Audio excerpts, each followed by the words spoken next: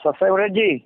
सत साहेब जय हो बंदी छोड़ की। जय हो बंदी छोड़ की। बंदी छोड़ सदगुरु रामपाल जी भगवान की जय हो।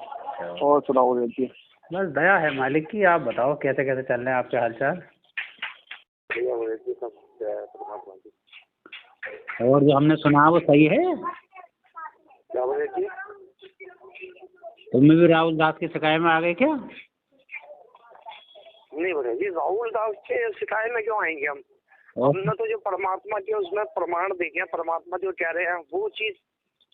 अच्छा, तो अब नाम शुद्ध करा लिया आपने भगत जी? नहीं, अभी तो कहीं नहीं चल। तो नाम शुद्ध करवाओगे फिर तो? हाँ जी, फिर तो नाम शुद्ध करवाओगे उस हिसाब से तो फिर। अभी तो कहीं नहीं गए हो। अच्छा, एक बात पूछूं भगत जी आपसे? हाँ हाँ बिल्कुल।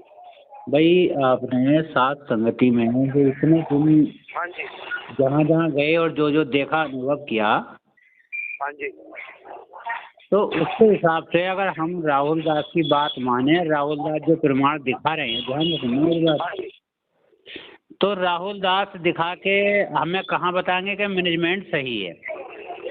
हाँ जी, मैनेजमेंट सही है तो मैनेजमेंट द्वारा किए जा रहे प्रत्येक कार्य भी सही होने चाहिए। हाँ जी। तो ये राजनीति भी सही है भगत जी? जो मतलब वो मैं समझ रहा हूँ जो आप कहना चाहते हो कि परमात्मा ने जैसे जो सत्संगों में बोला हुआ है वोट ने डालना, जितने भी और मैनेजमेंट ने जो करवाए हैं परमात्मा के आदेश से, उन्होंने यही बोला है कि परमात्मा ने आदेश दिए हैं। नहीं, वही मैं कह रहा हूँ कि भगत जी देखो, परम पिता अपने एक शब्द पे गौर करना, परमात्मा। हाँ जी। परमात्मा कौन होते हैं? परम आत्मा, जिससे ज्यादा कोई श्रेष्ठ ना हो। और परमात्मा निर्विकार होते हैं, निर्मोही होते हैं, है ना, निर्लेपी होते हैं। परमात्मा कभी झूठ नहीं बोलते, परमात्मा कभी दोगले नहीं बोलते। क्यों?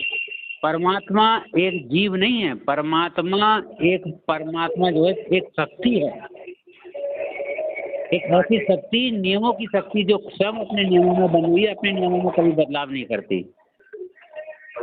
तो वो परमपिता परमात्मा भगत जी एक जगह कहते हैं कि राजनीति तो बिल्कुल जहर के समान है, और यहाँ राजनीति का आदेश देंगे तो क्या ज्ञान परमात्मा के ज्ञान से मेल खाता है? और जिस आदेश की आप बात कर रहे हैं, कभी उन्होंने आदेश दिया होगा, परमात्मा ने आदेश दिया है, मैनेजमेंट कहता है, तो ये आदेश मौखिक, जैसे उन्होंने वीडियो भेजी है ना। हाँ जी।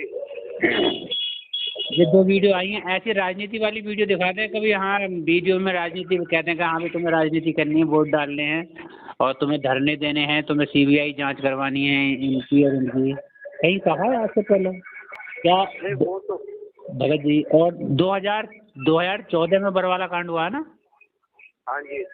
तो क्या 2014 से पहले कभी धरने न हुए थे जंतर मंतर पे? इस पूरी दुनिया में कितने धरने चल रहे हैं, कितनी जांचें चल रही हैं, कितनी बार वोट पड़ते होंगे पूरी दुनिया में, भारत में ही पूरे हर बार वोट पड़ते रहते हैं, कभी इस राज्य में कभी उस राज्य में।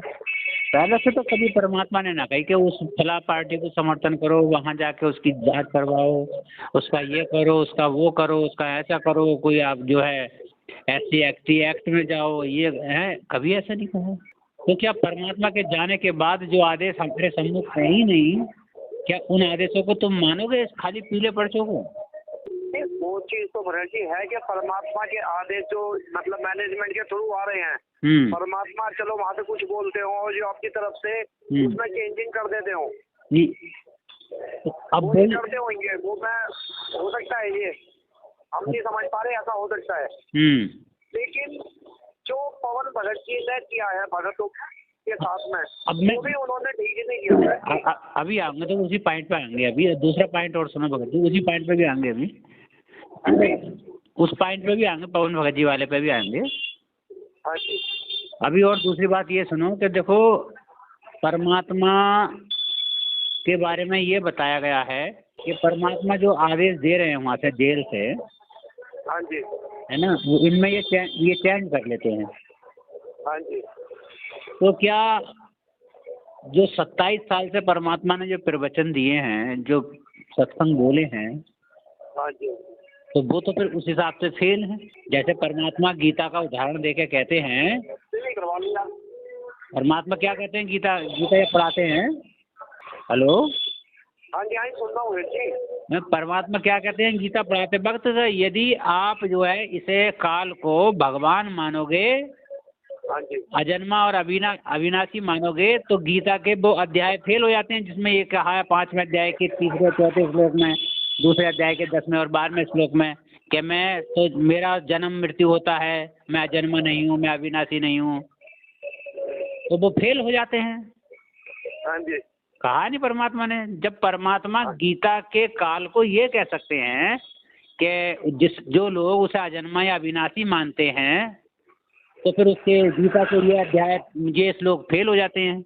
ऐसे ही आप मान लो सत्संग में वो परमपिता परमात्मा जो निर्विकारी है, जो हमेशा सत्यवादी है, कि सत्यवादी एक तुम आत्म के आधार, वो परमात्मा एक जगह तो कहें कि भाई ऐसा काम कर लो और दूसरी जगह कहें कि नहीं करो।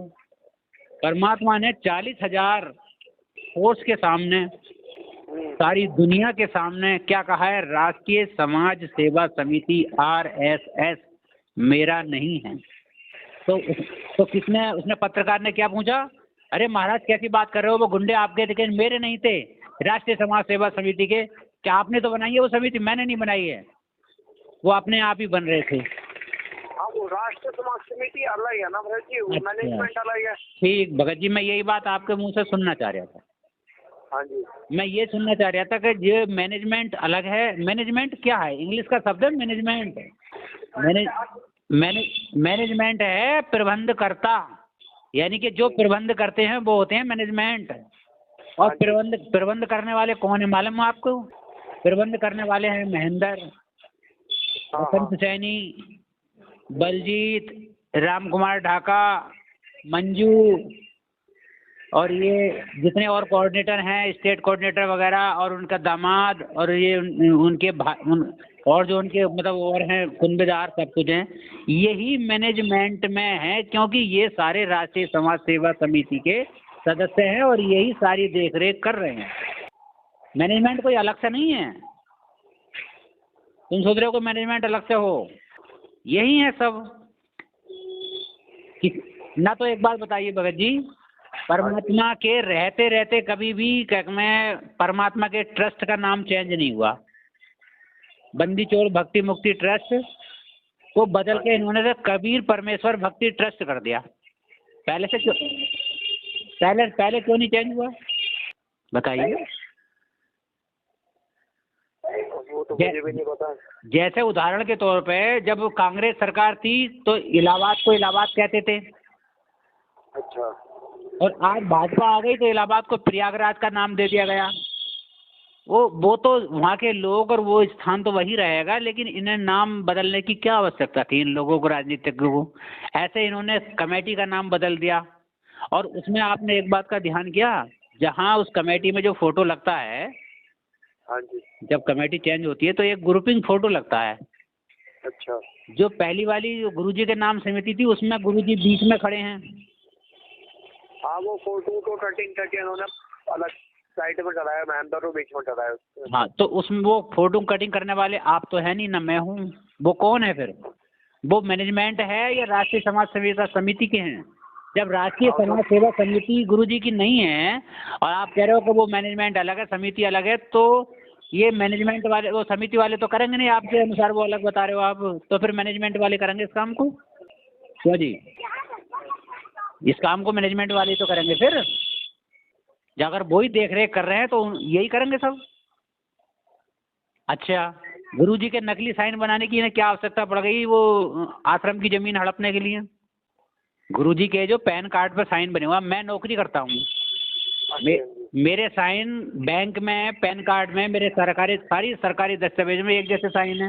अगर एक जैसे नहीं होंगे तो मेरा काम ही नहीं बन पाएगा, मेरा फार्म कैंसिल हो जाएगा। अगर मैं कोई अप्लाई करूँगा, मेरा अगर मैं कोई ड्राफ्ट भरता हूँ या चेक भरता हूँ तो मेरा चेक कैंसिल हो जाएगा, क्योंकि मेरा आधार कार्ड से सब कुछ लिंक है और आधार कार्ड के साइन मेरे हर जगह मान्य होंगे। तो गुरुजी के आधार कार्ड के साइन आधार कार्ड पे कुछ और है, और जिसमें उन्होंने जो फर्जी दस्तावेज वो साइन करके जो ट्रस्ट चेंज किया उसको कुछ और है। ऐसा कैसे हो गया भगत जी? वो आपने तो करे ना होंगे ना मैंने करे हैं। और आप बता रहे हो कि राष्ट्रीय समाज सेवा समिति अलग है, तो फिर मैनेजमेंट ने करे होंगे ना भगत जी? हाँ जी, हाँ जी। करे होंगे ना मैनेजमेंट ने? अगर समिति अलग है तो मैनेजमेंट ने करे होंगे। अच्छा, गुरुजी का राशन कार्ड तो गुरुजी ने चेंज करा था, वो तो किसी और ने नहीं करा? हाँ, वो तो परमात्मा ने पहले 2013 में अलग बनवाया था अपना। हाँ, अपना अलग बनवाया बिल्कुल, उसमें ना पत्नी का नाम ना लड़के का नाम, स्वयं एक लिखा हुआ है। किसी का नाम नहीं दिया था, सिर्फ इसीलिए ही दिया था ना कि ये प्रॉपर्टी से इनको बिल्कुल अलग करना था। हाँ, मतलब इनको प्रॉपर्टी से अलग करना है या गुरुजी ने अपने आप को अलग किया, जैसा भी कर रहा होगा? अपने आप को अलग इसलिए करा है ना क्योंकि कल को ये इस चीज पे हक ना जमा सके। ठीक ठीक, तो आज किसका हक है उन पे? वो बात आपकी बिल्कुल सही है, क्योंकि परमात्मा ने इसलिए अलग कहा था क्योंकि इनके व्यवहार को देख के अपने आप को अलग कर लिया था। बिल्कुल ठीक, बहुत बहुत धन्यवाद भगत जी। अब ये बताइए, आप ही कह रहे हो कि इनके व्यवहार को देख के ऐसा करा परमात्मा ने, वो सबूत है परमात्मा का इनके व्यवहार को देख के। और वीडियो भी आपने सुना होगा जिसमें कह रहे हैं कि मैं खूब जानता हूँ कि मेरी पत्नी और मेरा बेटा मेरा कितना ख्याल रखते थे, मैं उनके नेचर से खूब परिचित हूँ। ये सत्संग भी परमात्मा ने बिल्कुल जग जाहिर किया है, और जिसका प्रमाण जो है वो है राशन कार्ड। तो आज इस वीडियो में परमात्मा एक तरफ ये कहेंगे कि मेरी पत्नी और मेरा भाई मेरा बेटा और उसके साथ ये ऐसा हो रहा है और ये पवन दास। अच्छा, अब देखो एक मेन पॉइंट पे आओ। हाँ जी। अगर हम गुरुजी को परम पिता परमात्मा मान चुके हैं, तब की बात कर रहा हूँ मैं। हाँ जी, हाँ जी। तो भगत जी, आर्य समाजियों में और गुरु इधर आश्रमवादियों में आपस में झगड़ा चल रहा है ना? हाँ जी। 2006 में करौता कांड हुआ इसी झगड़े को लेकर। हाँ जी, हाँ जी। और 2014 में जो बरवाला कांड हो गया आर्य समाजियों का नाम लेकर। हाँ जी। तो आर्य समाजियों ने तो परमात्मा पे केसों पे केस मुझे केस लगवा रखी हैं। क्या गुरुजी के तरफ से आर्य समाजियों पे कोई एक आध केस है? नहीं, वहाँ से तो नहीं है यहाँ से।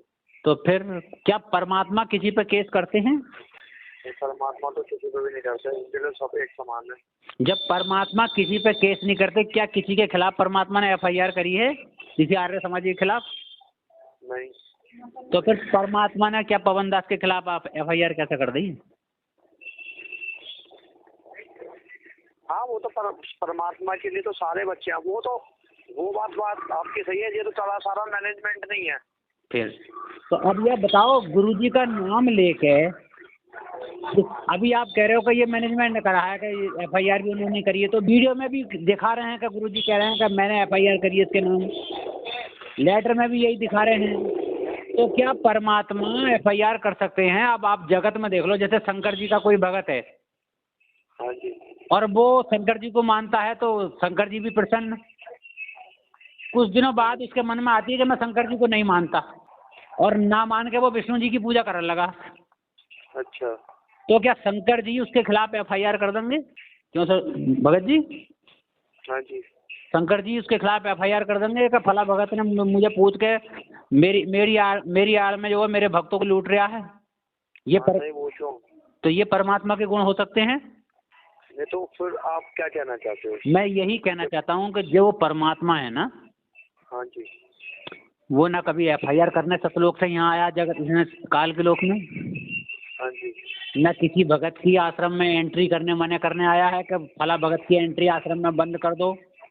वो हमारे परमात्मा की तो सारे बच्चे दुनिया के मतलब सब एक समान है। कोई भी मतलब अगर परमात्मा का भेदभाव करेगा तो फिर वो परमात्मा की इस बात का हुआ, और वो बच्चों को एक समान तो उसके लिए समझना ही है ना उसको। तो मेरे भगत भाई, मैं यही तो कहना चाह रहा हूँ, फिर ये क्यों परमात्मा का नाम लेके FIR कर रहे हैं?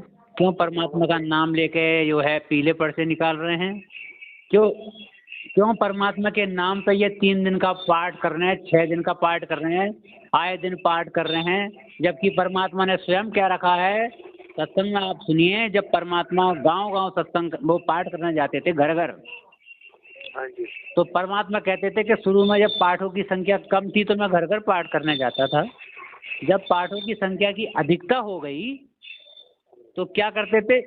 पाठ प्रकाश वाले दिन परमात्मा जाते थे, और पाठी वहाँ बैठ जाते थे, पाठ प्रकाश करवा के आ गए। उसके बाद जिस दिन भोग लगता था लास्ट का, हाँ चौथे दिन जाते थे। हाँ तीसरे दिन के लास्ट में, चौथे दिन नहीं, चलो तीसरे दिन होता, हाँ भोग हाँ लगाने के लिए जब जाते हाँ, थे तो परमात्मा समापन करने जाते थे पाठ को। आज यहाँ कौन से परमात्मा आ रहे हैं पाठ प्रकाश करने के लिए और कौन सा समापन करने के लिए आ रहे हैं जो पाठ चला रहे हैं?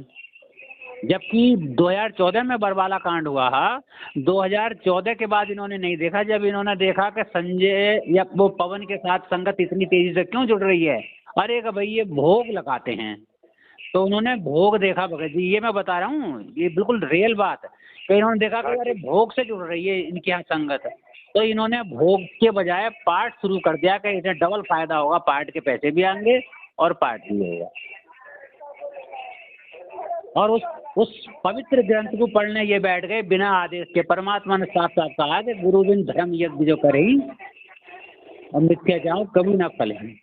ये धर्म यज्ञ आ गया, जो पाठ वाला यज्ञ। यहाँ धर्म यज्ञ का मतलब एक चीज नहीं है, विशाल अर्थ है धर्म यज्ञ का।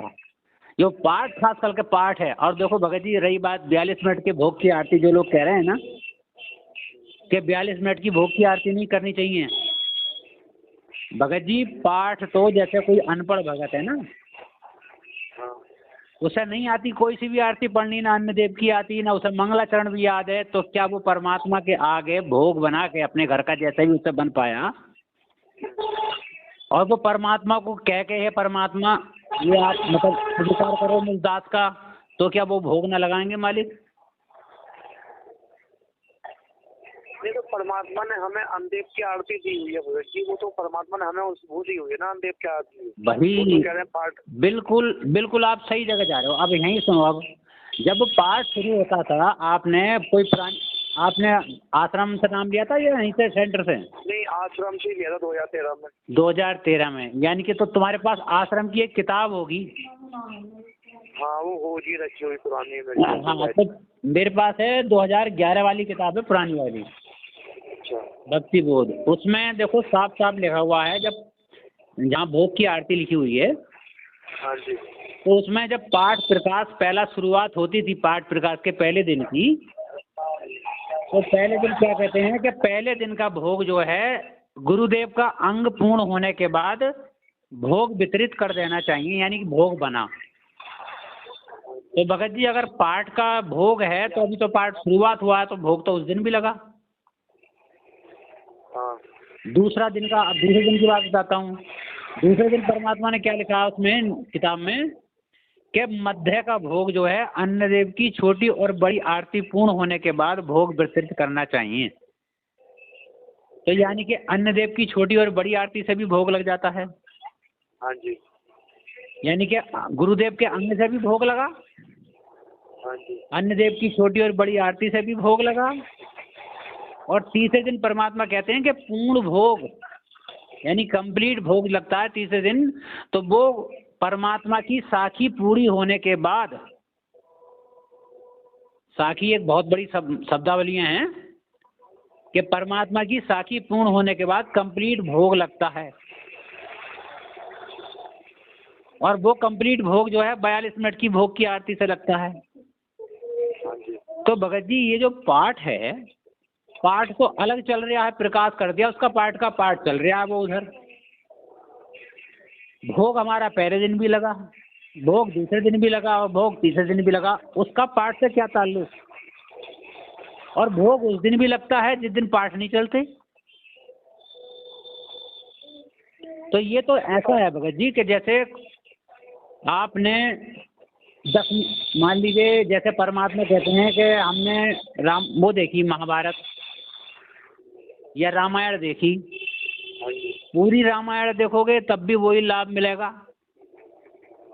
और आपने परमात्मा ने उस रामायण को संक्षिप्त कर दिया, कैसे कि रावण मांगन गया चून ताते लंक बेही बेरून, लो हो गई पूरी रामायण।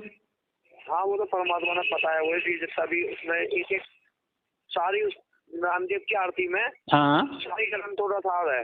तो अब ऐसे ही तो अब जैसे परमात्मा ने सृष्टि रचना, जो कितनी बड़ी होती है सृष्टि रचना, कम से कम ना 4-5 कैसेटों में आएगी।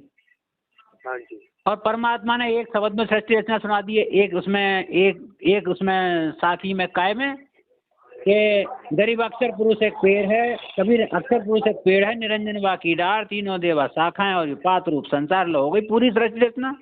तो ऐसे ही अन्य देव की आरती से चाहे भोग लगा दो, चाहे आप गुरुदेव के अंग से भोग लगा दो, चाहे आप 42 मिनट की आरती से भोग लगा दो, या खाली आप परमात्मा का नाम लेके कह दो कि परमात्मा बस ये दास ने जैसा भी आपने अर्पण करा है, जैसे भी आपने दास को उपलब्ध कराया परमात्मा, इसका भोग लगाने की कृपा करें, बस।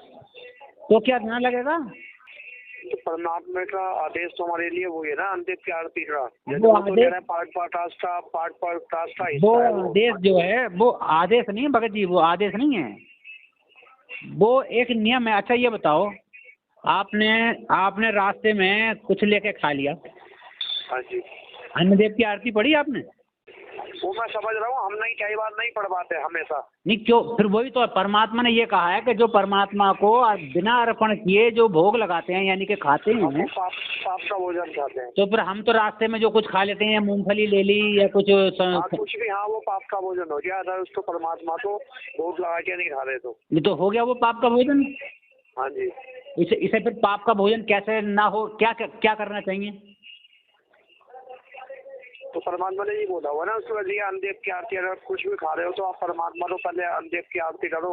नहीं सुनो, तो अन्य देव की आरती तो परमात्मा ने ये निर्देश दे रखा है उसमें किताब में कि जब भी आप भोजन करेंगे हाँ जी, तो भोजन में एक टोकरा अलग निकाल के उस पर जो भी भोज्य पदार्थ है उस पर रख के और ये वचन उच्चारण करेंगे।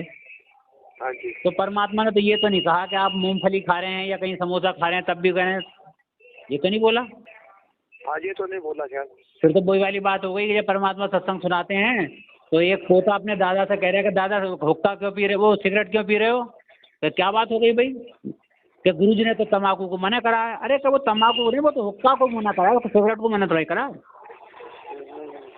ये तो वही वाली बात हो गई कि गुरु ने तो आदेश अन्य देव की छोटी और बड़ी आरती का खाते वक्त बोला है, जब हम खाना खाते हैं तो इसका मतलब हम रास्ते में जो खा रहे हैं वो तो उसमें तो हमने कुछ नहीं पढ़ा। तो वहाँ हम क्या विकल्प निकालते हैं भगत जी?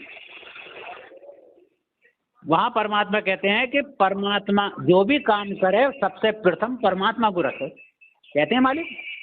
हाँ, क्या कहते हैं परमात्मा? नाम उठत नाम बैठत नाम सोबत जागवे, नाम खावत नाम पीवत नाम सेती लागवे। क्या आप रास्ते में कहीं कुछ कर रहे हैं तो जैसे मुसलमान क्या कहते हैं, अगर ठोकर लगे हाय अल्लाह, कोई बात हो गई हाय राम, हाय मैया, आती है ना, आती है, मुंह से निकलती है।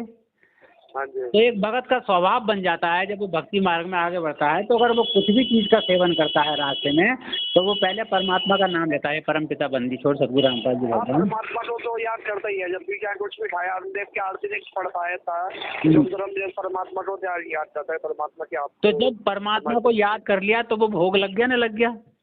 हाँ जी, परमात्मा को तो याद करते ही है भगत जी, कुछ भी खाते हैं तो परमात्मा पहले आपको तो समर्पित भगत करते जी हैं। भोग लगाने के कितने विकल्प हो गए? भोग लगाने का विकल्प ये भी हो गया, खाली आप नाम लेकर भी भोग लगा सकते हो, खाली परमात्मा को याद करके भी भोग लगा सकते हो, अन्य देव की छोटी आरती से भी भोग लगा सकते हो, अन्य देव की बड़ी आरती से भी लगा सकते हो, अन्य और क्या मैं गुरुदेव के अंग से भी लगा सकते हो भोग, और साथी साथे भी भोग लगा सकते हो। और खाली ये भी कहा है परमात्मा ने कि मंगलाचरण सब मंत्रों का मंत्र है, आप मंगलाचरण से प्रत्येक भोज्य पदार्थ शुद्ध हो जाता है, ये बोला है परमात्मा ने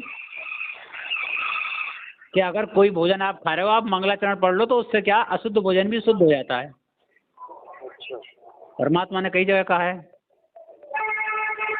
तो इसका मतलब मंगलाचरण में कितनी पावर है। हाँ जी। और रही बात ये कि आज लगा साहिब को भोग दीन के टुकड़े पानी का, ये महिमात्मक शब्द हैं जिसमें परमात्मा ने एक पूरी शब्दावली बना रखी है, जो साखी शब्द रमैनी है ना, परमात्मा के 3 ग्रंथ हैं, साखी शब्द रमैनी, जो परमात्मा जब कबीर साहब रूप में आए थे तो साखी शब्द रमैनी ये 3 ग्रंथ है, उसमें एक शब्द में सब शब्द ही शब्द हैं। तो वो शब्द आप कभी भी गा लो, कितने भी गा लो, वो तो महिमा है। मंगलाचरण पढ़ा, शब्द गा लिया, लग गया मालिक को भोग, नाम ले लिया खाली, लग गया मालिक को भोग, गुरुदेव का अंग पढ़ लिया, लग गया भोग, अन्य देव की आरती पढ़ ली, लग गया भोग, बड़ी आरती कर ली, लग गया भोग। इससे क्या है भगत जी, जैसा गुड़ डालोगे वैसा मीठा होगा। परमात्मा क्या कहते हैं कि कोई जोत में 50 ग्राम घी डाल देता है हाँ जी। तो उसकी भी जोत जगती है, ज्योति है उसका भी माना गया।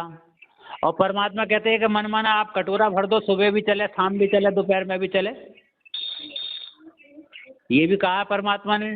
तो क्या कहते हैं परमात्मा कि उससे ज़्यादा रिटर्न होगा, जिसने लगाया है लाभ उसे भी मिलेगा, और लिखने जिसने ऐसी लगा दी कि सुबह भी चल रही है, दोपहर भी चल रही है, शाम, तो उससे फीडबैक ज़्यादा मिलेगा।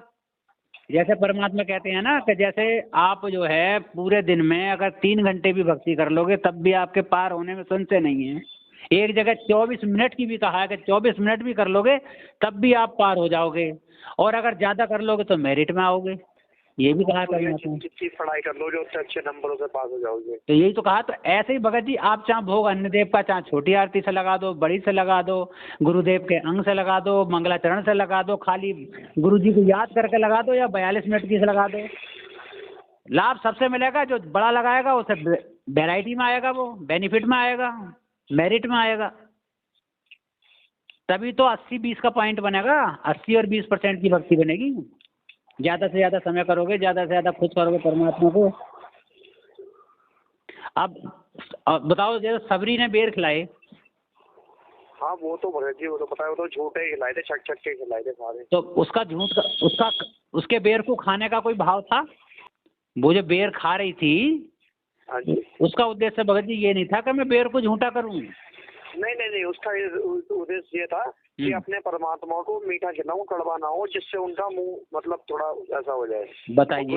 मीठा चक के खिलाए थे परमात्मा। तो अब ये सोच के खिलाए थे। अब देखने वाला तो ये देखेगा कि तो पहले खुद खा रही है बाद में परमात्मा को खिला रही है। हाँ वो तो सोच सकता है सामने वाला, लेकिन उसका मतलब ये नहीं था। उसका मतलब ये था कि अपने परमात्मा को खिलाऊं तो मीठा होना चाहिए, कड़वा नहीं होना चाहिए। बस भाव ही तो था उसका। हाँ भाव था, भाव उसके ये था। भगत जी ठीक इसी प्रकार से हम भगत भाई जितने भी हैं ना, हम परमात्मा के लिए जब 42 मिनट की भोग आरती पे खड़े होते हैं ना, तो हमारा भाव ये नहीं होता कि हम पाठ कर रहे हैं। पाठ नहीं कर रहे, पाठ कर रहे होते तो ग्रंथ पढ़ा जा रहा होता। वो तो परमात्मा इन्होंने शुरुआत करी है, किसी सत्सेवक ने नहीं करी है, इन्होंने करा परमात्मा के लिए, वो बिना आदेश के पाठ शुरू करा है। हमारा उद्देश्य कुछ नहीं है, हमारे भाव हैं परमात्मा को वो भोज्य पदार्थ अर्पण करने के जो परमात्मा ने हम दीनों को दिए हैं,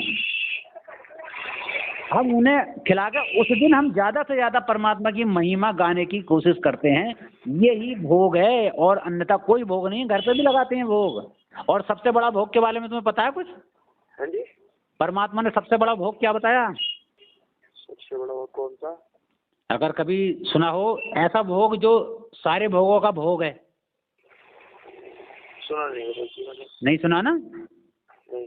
परमात्मा ने बहुत जोर दे के कहते हैं, कई बार कहते हैं, और एक जगह तो सत्संग में परमात्मा ने ये भी कहा है कि मैं बार बार इसको यूँ कहना नहीं चाहता कि जगत ये समझेगा कि ये तो बार बार दान के लिए कह रहे हैं, लेकिन मेरा कहना जरूरी है यहाँ, क्योंकि इसके बिना बात बनेगी नहीं।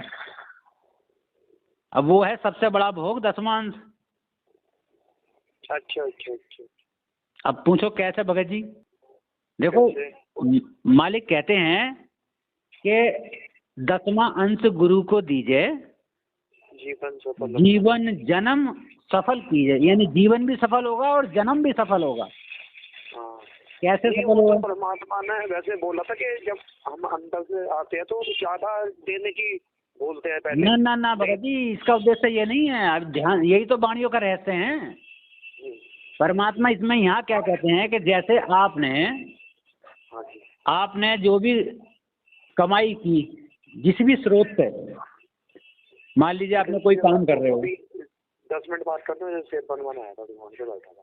हेलो, सेब बनवा रहा था, 10 मिनट बात करते हैं। चलिए मैं 2 मिनट लूँगा, ये लास्ट कर दूंगा इसके बाद। ठीक है भाई। हाँ, तो जैसे भोग में परमात्मा, जैसे मान लीजिए आप जहाँ से भी कमाई कर रहे हैं भाई, जिस भी स्रोत से आप जो है कमाई कर रहे हैं, अपने घर में कमा के ला रहे हैं। हाँ। तो आपको खूब पता है कि मेरे घर में जो पैसा आता है वो इसके अलावा और कहीं से नहीं आ रहा। तो उस स्रोत, उस कमाए हुए पैसे में सबसे पहले आपने 10वां अंश निकाल दिया। हाँ जी। और 10वां अंश निकाल के, जैसे 100 रुपये कमाए, 10 रुपये निकाल के अलग रख दिए, 90 रुपये से आपने घर की आवश्यकताओं की पूर्ति करी, हाँ जी, जो भी जरूरी आवश्यकताएं हैं। हाँ जी, अब उस 90% से ही तो आप घी लेकर आओगे घर में, दाल चावल आटा दाल सब लेकर आओगे, हाँ जी, और रास्ते में कहीं जाओगे तो मूंगफली वगैरह सब्जी वगैरह जो भी तुम्हारा खाने को मन कर रहा है, टॉफी है, जो कुछ भी XYZ तुम खाओगे, उस 90% के पैसे से तो खाओगे। हाँ जी, तो आपने तो भगत जी भोग पहले ही लगा दिया। समझ गया वो बात। तो जो इस भोग को नहीं लगाता है ना, उसके सारे भोग बेकार हैं। जो कोई कोशिश करे कि हम जो सारा भोग लगाते हैं बढ़िया से बढ़िया पकवानों का भी, और 10वां अंश निकालता नहीं है, उसके सारे भोग खराब हैं। हाँ जी, क्योंकि साफ साफ है, जो 10वां अंश जो नहीं देता वो तो चोर है परमात्मा का। तो भगत जी भोग यही नहीं है खाली का, ऐसा नहीं करेंगे हम 42 मिनट की क्यों लगाएं, परमात्मा ने आदेश न दिया। परमात्मा तो ये भी आदेश न दिया है कि आप जो है खाली नाम से कर लो, परमात्मा ने, ये तो सत्संगों से पता चलता है भगत जी कि परमात्मा कहाँ क्या कह रहे हैं। तो भ्रमित होने की जरूरत नहीं है। बड़े अच्छे उस मौके से आए थे निकल के, और फिर वहीं जाने की कोशिश कर रहे हो। हाँ जो जेल से जो परमात्मा बोल रहे हैं, जेल से, हाँ, वो मतलब कि मेरे आदेश से सब कुछ हो रहा है, वो प्रमाण भी दिखा रहे हैं, वो क्या है? जेल से परमात्मा बोल रहे हैं। और जेल की कितने मिनट की वीडियो भगत जी? अरे बेटा देखिए नहीं, वो दिखा तो रहे थे उसमें, ऑडियो में ही दिखा रहे हैं कि नहीं, 4-5 मिनट की वीडियो है, 2-3 मिनट की है। हाँ इतनी होगी। और परमात्मा 27 साल में 3-3 घंटे के सत्संग कर रहे हैं। जरा लगाइयो, एक दिन में 3 घंटे सुबह 3 घंटे शाम, 27 साल में कितने घंटे के सत्संग हो गए? उनमें गलत बोलेंगे क्या? और वो सत्संग जो है सबके सामने के हैं, वो तो छुप के नहीं हुए हैं, वो जेल में जाके नहीं हुए हैं, वो तो सारी पब्लिक के सामने हैं। वो किसी के दबाव में भी नहीं है। और जेल में तो दबाव भी हो सकता है भाई, जेल में तो दबाव भी हो सकता है। आपने एक बार और सुना होगा परमात्मा के मुख कमल से कि एक बार परमात्मा सत्संग करके आ रहे थे, कि वो पाठ करके आ रहे थे किसी भगत के घर से, रास्ते में कुछ जगत वालों ने परमात्मा को रोक लिया और उठक बैठक लगवाई थी। हाँ पता है। तो वो तो जगत, एक परमात्मा एक जीव की भूमिका करते हुए उठक बैठक भी लगाई, तो क्या जेल में उनसे कुछ नहीं बुलवाया जा सकता? निर्णय कौन करेगा कि सही है या गलत है? निर्णय तो ज्ञान से करेंगे हम। जो परमात्मा ने हमें पढ़ाई है 27 सालों से, उसी ज्ञान से तो निर्णय करेंगे कि परमात्मा ये क्या बोल रहे हैं। भाई जेल में तो कुछ भी बुलवाया जा सकता है। अगर अभी आपको जेल में पकड़ के ले जावें, आपने जुर्म नहीं करा और आपको मार मार के कह दिया कि भाई बता कि हाँ मैंने करा है, तो बाहर वाले क्या सोचेंगे, यार ये तो खुद कबूल कर रहा है कभी इनने करा है, जिसका मतलब बात सही है। बाहर वालों को क्या पता। परमात्मा को जो है आश्रम में बंदी बना के रखा है इन लोगों ने। परमात्मा ने स्वयं कहा कि मुझे भी रोक रखा था। मैं तो जाना चाहता था तारीख में, मुझे भी रोक रखा था। तो रोकने वाला कौन था, तुम या मैं या मैनेजमेंट? मैनेजमेंट नहीं तो रोक रखा। हाँ। तो फिर आज मैनेजमेंट उल्टा नहीं करवा सकता? आज भी करवा सकता है। तो समझेगा कौन? भगत जी, कोयल के अंडों को कौवा अपने घोंसले में ले आता है। कोयल अपने अंडों को निकलवाने के लिए अपने बच्चों को कौवे के घोंसले में रख देती है। तो कौवा उन बच्चों को भी में उन अंडों को भी सहता है अपने अंडों के साथ साथ। और समय आने पे कोयल जो है आवाज लगाती है। कोयल के बच्चे अपने पिता की आवाज, अपनी माँ की आवाज पहचान लेते हैं और उसकी तरफ उड़ कर चले जाते हैं। क्या तुमने अपने पिताजी की आवाज पहचानी 27 साल से, जो पिताजी ने तुम्हें सिखाई थी? क्या आज पिताजी हमारी ऐसी बात बोल सकते हैं जो पहले से कभी ना सिखाई हो? नहीं, वो चीजें तो होती आई थी। ये जो ज्ञान विरुद्ध बातें हैं, वो चीज कैसे हो सकते हैं? तो वही सोचा मैं, क्या परमात्मा परीक्षा ले रहे होंगे हमारी? नहीं भाई, अब आपने देखो वो उदाहरण सुना है कि एक संत अपने भक्तों से कह रहा था कि गुरुजी की तरफ को अगर हाथ भी बढ़ा दिया तो भक्ति नष्ट हो गई, और गुरुजी का आदेश ना मानो तो काक में आप भगत नहीं रहे, है नहीं। गुरुजी का आदेश मानना चाहिए। और ये बात बता रहे हो, तुरंत आदेश देवे सामने कि आप सब देने उठो, मेरे सिर में 5 जूते मारो। तो वो तो सामने के सामने आदेश दे रहे। तो बताओ, तो हमें निर्णय किससे करा? हमने विवेक पे या आदेश से? अगर हम आदेश से करते तो गुरुजी के फिर तो जूते मारने शुरू कर देते। और विवेक से सोचा तो क्या करा कि गुरु जी का आदेश भी मान्य हो जावे और अपने सिर में मारे जूते। आदेश की भी अवहेलना नहीं हुई और बात भी, तो हम क्या करेंगे? हम गुरु जी ये नहीं कहते कि गुरु जी की वीडियो नहीं है, हम अवहेलना नहीं कर रहे, लेकिन हम क्या कह रहे हैं कि हम ज्ञान से परमात्मा को मानेंगे कि परमात्मा ने ऐसा कहा है। सत्संगों में तो हमें ऐसे पढ़ाया है भरत जी, ज्ञान के अंदर तत्व ज्ञान छुपा है। ये मत देखो कल को कोई और राहुल दास खड़ा हो जाएगा, कल को परसों को कोई और राहुल दास खड़ा हो जाएगा, तो किस किस की बात मानोगे? वो तो वही बात हो जाएगी कि ज्ञान संपूर्ण हुआ नहीं और हृदय नहीं छिदाया। भैया देखा देखी भक्ति का रंग नहीं ठहराया। भगत जी विवेकी बनो, पारखी बनो, खुद चेक करने की कोशिश करो, तब तुम्हें कोई डिगा नहीं सकता। अभी परमात्मा ने कहा कि तुम्हें ब्रह्मा विष्णु महेश तक नहीं डिगा सकते, तो एक जरा से राहुल ने डिगा दिया। और ये डिगा के हमें भेजना कहाँ चाहते हैं? मैनेजमेंट पे। उस मैनेजमेंट पे जो हमसे राजनीति करवाएगा, जो हमसे ये कहेगा कि गुरुजी की किताब में ये गुरुजी को अज्ञानी कहो, गुरुजी का बोध दिवस मनाओ। गुरुजी परमात्मा होते हुए भी परमात्मा की जगह उस कैक में क्या में तस्वीर जो उसकी ये कबीर साहब नाम से तस्वीर है कबीर जी की, जो नकली कबीर साहब हैं, एक काल्पनिक चित्र हैं बने हुए हैं, हाथ से बनाए किसी ने, उनको पूर्ण ब्रह्म और गुरुजी को महाराज बोलो। यही तो करवाएगा फिर, क्योंकि मैनेजमेंट यही तो सब करता है। तो भगत जी कहाँ कहाँ कहाँ ठौर ठिकाना रहेगा? एक परमात्मा के होते हुए हम एक मिट्टी के नकली को सब पूर्ण ब्रह्म कहेंगे, अपने गुरुजी को महाराज कहेंगे। अरे शंकर जी अगर किसी भगत के सामने प्रकट हो जाए, शंकर जी का जो भगत हो, और उन्हें शंकर भगवान न कहेगा, शंकर महाराज कहेंगे, तो वो सब गुस्सा आएगा, पेट में त्रिशूल गूंथ देगा शंकर जी। कहिए मुझे महाराज कह रहा है, आज भी अभी भी मुझे क्या पहचाना? और हम सारी सृष्टि के मालिक को तो क्या मैं महाराज, और तस्वीर को क्या मैं पूर्ण ब्रह्म, जो ना हमें सत्संग सुना सकती, ना हमें ज्ञान बता सकती, ना वो ओरिजिनल भी नहीं है, एक बनी हुई है चित्रकार के द्वारा, ना जाने कितने अलग अलग स्वरूप में बनी हुई है। किसी पे मोर पंख लगा हुआ है, किसी पे तिलक लगा हुआ है, किसी पे दाढ़ी मूंछ लगी है, किसी पे नहीं लगी हुई। किस किस को मानोगे कबीर साहब? यही तो पहचान करनी है भगत जी। इसलिए भूल के गलती मत करो। कहते हैं सुबह का भूला शाम को घर आ जाए, तो भूला नहीं होता। अभी तो वो दिन भी न बीते हैं, अभी तो वो परिवर्तन का समय भी नहीं आया है। अगर ये इतने अच्छे होते भगत जी, तो सार नामी होके आपस में ऐसे कुत्तों की लड़ाई लड़ते पैसों की खातिर। जैसे हमारे मुरादाबाद में झगड़े हुए हैं, FIR हो गई, 80-80 हज़ार रुपये खर्च करवा दिए दूसरे के, एक को मारा जान के छोड़ा है, और दोनों ही सारनामी है। क्या देशराज को देख लो, ये सारनामी है जो इतनी गंदी गंदी गाली। अगर कोई भगत इनकी नज़र में गलत कर भी रहा, तो क्या उसकी माँ बहन की गाली देंगे इसे? परमात्मा ने कहा आप अब गाली एक उल्टा तो अनेक कहे, कभी न उलटी हो रहे एक की एक। वो तो भगत का स्वभाव ही नहीं होना चाहिए। तो फिर अरे एक इसे सुल्तान अदम को जरा सा ये मन में लाने पे, आज मैं राजा होता तो तुझे ऐसा कर देता, मन में लाया, मुंह से बोला भी ना, तो उसे नाम ना दिया, और इन्हें सारनाम है और ये गंदी गंदी गाली दे रहे हैं। ये सतलोक चले जाएंगे।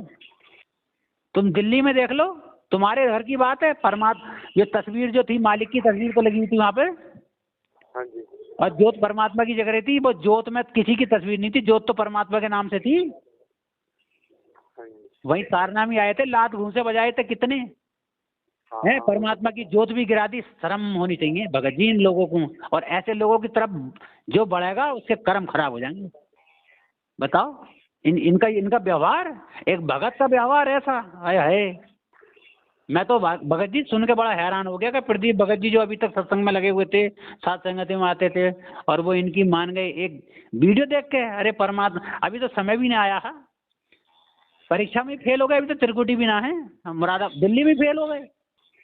परमात्मा क्या कहते हैं कि जब त्रिकुटी पे जाओगे तो इस दास के रूप में परमात्मा मिलेंगे, कहते हैं।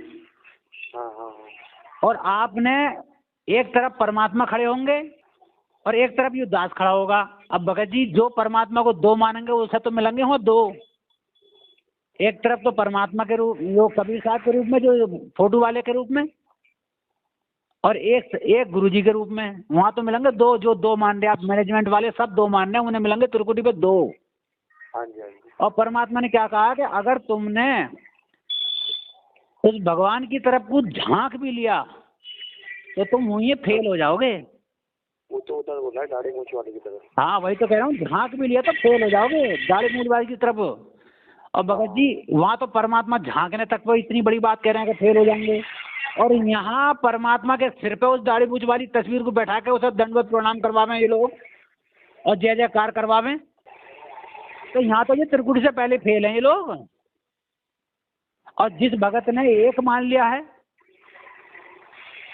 परमात्मा ने कहा कि त्रिकुटी भाई दास मिलेगा परमात्मा है नहीं, अब एक रूप में परमात्मा होंगे तो हमें तो परमात्मा भी यही हैं और हमारे गुरु जी भी यही हैं, तो हमें तो यही मिलेंगे, दूसरा मिलेगा ही ना। हाँ जी, हाँ जी। क्योंकि हमारे तो मन में इनके अलावा दूसरी छवि है ही नहीं। हमने तो वो तस्वीर अपने दिमाग से भी निकाल दी, हमारे तो कभी ख्याल में भी नहीं आती वो तस्वीर।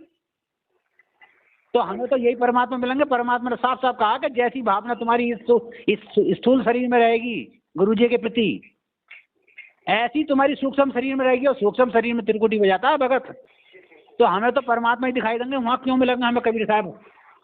हमारे तो यही कबीर साहब हैं। तो भगत जी हम तो यहीं पास हैं और ये यहीं फेल होकर त्रिकुटी कभी पहुँचेगी ना। और तुमसे यही रिहर्सल करवाई जाएंगी, उसमें आश्रम में जाओगे तो तुमसे यही रिहर्सल करवाई जाएंगी वहाँ। भगत जी जानबूझ कर मर्यादा खंड करवाई जाएंगी, तभी तो सारनामियों की मौत हो गई। वो तो हो गई। यही सोचा था कि इनके जितने भी, जैसे मान के चलो हमने जाके मतलब जो मैंने सोचा था आपको बताऊं कि चलो भाई हमने जाके नाम शुद्धिकरण करा लिया। पहले तो मेरे मन में वो भी थी, जैसे और बहन भाइयों के बोल रहे थे कि भाई नाम शुद्धिकरण कराने के लिए, तो मैंने क्या नाम शुद्धिकरण कराने की क्या जरूरत है, कि परमात्मा हमारे साथ है, हम परमात्मा से नहीं बड़ी माफी मांग लेंगे अगर हमसे गलती हुई है तो, ठीक है। तो ये सोची थी। उसके बाद मैंने क्या, जो भी होगा हम परमात्मा के आदेश सिर्फ वही फॉलो करेंगे जो भी मानेंगे, जो ज्ञान आधार से होंगे। अगर जो ज्ञान आधार से नहीं होंगे वो मैं नहीं मानूंगा। एक चीज सोची, किसी भाई ने मुझसे बोली कि परमात्मा सत्संग में ये भी कहते हैं कि परमात्मा ने अगर ये बोल दिया कि दिन में रात हो रही है और तारे निकलने हैं, तो हमने उनसे सवाल जवाब नहीं करने। बिल्कुल मैं क्या, वो तो बात बिल्कुल सही है, क्योंकि परमात्मा के आदेश को हमारा मानना बहुत जरूरी है। सही बात है। लेकिन फिर मैंने क्या कि परमात्मा ये बोल रहे हैं ये जाटों को ये वोट डाल दो और जब पैसा दिया है ये, तो वो अपनी सफाई पेश करने लगते हैं कि वो 11 जनों ने पैसे दिए हैं। आपने वीडियो तो देखी होगी जी पूरी? हाँ। देखिए दोनों तीनों 4 पार्ट बने हैं इनके।